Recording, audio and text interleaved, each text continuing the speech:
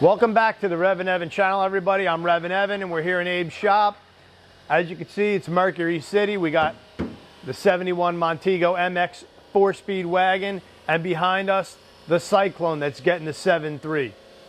Brian Wolf has finished up our engine. It made 715 horsepower on the dyno, NA on pump gas. We got a whole video on that coming up where we show you the different intakes that we tried.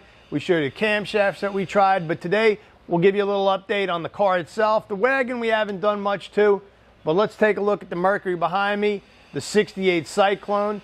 That's going to get the 7.3. So come on, let's take a look. So Abe's been working hard behind the scenes. We got the entire Heights front end installed in the car. So where this thing had an old school front suspension before, now it's got the Heights Super Fast 2 Super Ride 2 front end in it. As you can see, rack and pinion. It's got these beautiful tubular upper and lower A-arms. We cut the shock towers out. This is a unibody vehicle. We're going to end up, I think, cutting the front frames out, those little support pieces, and making our own. Save a little bit of weight and certainly a little bit of room. We'll get the motor set in here. Brian's going to ship us the engine, and Ultimate Headers is going to set us up with a set of its headers. They worked great on a dyno, so we're going to fit them in the car. Hopefully it's a close fit. We won't have to move the pipes too much, but they said they'd help us out with that, so that's a great thing. Abe has mounted the motor mounts.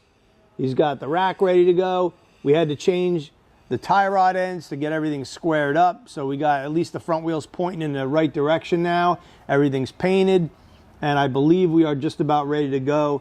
We've got part of the hydraulic clutch master cylinder here, and one of the big deals is the steering linkage is installed. So that's a big deal right there. So we got still plenty of room for the headers.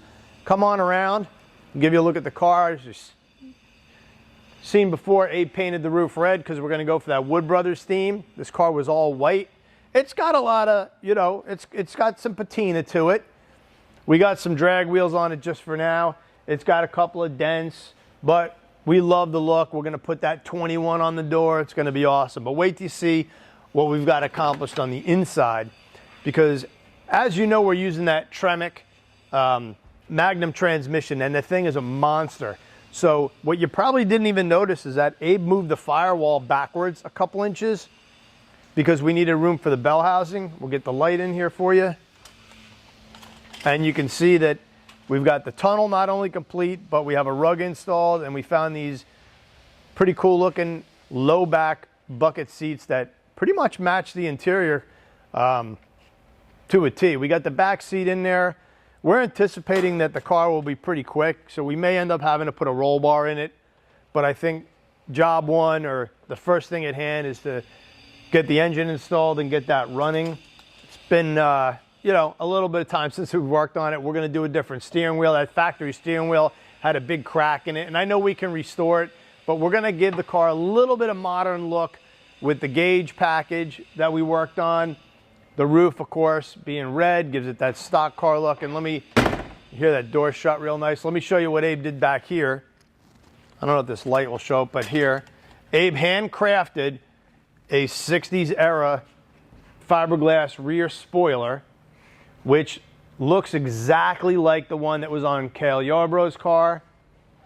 And my buddy Randy helped us out with the Mercury panel. We were missing some letters, so he sent us a complete panel. So now that's complete.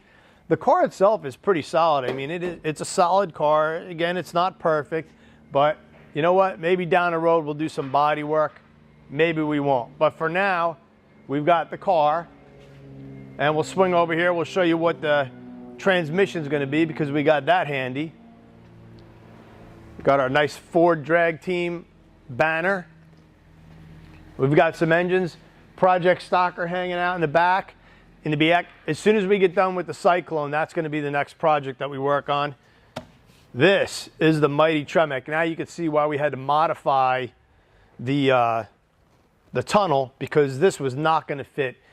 If you've ever taken the interior out of an older car, 60s or an early 70s car, the floors are very flat and the hump is very small. So there's no way that this was going to gonna fit. And Tremec wanted us to have the 6-speed. We thought about using the TKX, which is a modern 5-speed that's physically a bunch smaller. We actually even toyed with the idea of a T5. But then when Brian started getting crazy on the dyno and we started really getting 600-700 horsepower, we knew that this was the transmission. We want to be able to rip gears, and the 6-speed is really the way to go for that. Other than that, we've got a bell housing, we've got a couple intake manifolds, but we're going to show you later on what we're actually going to use. REVan out of Australia set us up with a stacked fuel injection setup. That is going to be incredible. It made the most power on the dyno, to be honest with you.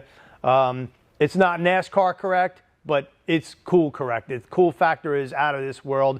We're going to have to figure out the stack heights because we really want to keep either the stock hood, or worst case scenarios, we may have to use like a Mercury Cougar Boss 9 style or Cougar Eliminator style hood scoop. We'll stick with a Ford scoop. We're not going to do anything weird because I think it just looks out of place. But we do want to keep that stock car look.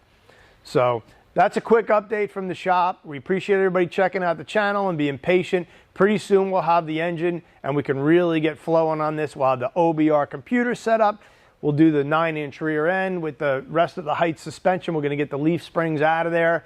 It's going to be a fun project. In the meantime, we do have the wagon. We got some other neat stuff. So stay tuned for more great stuff on the REVan channel.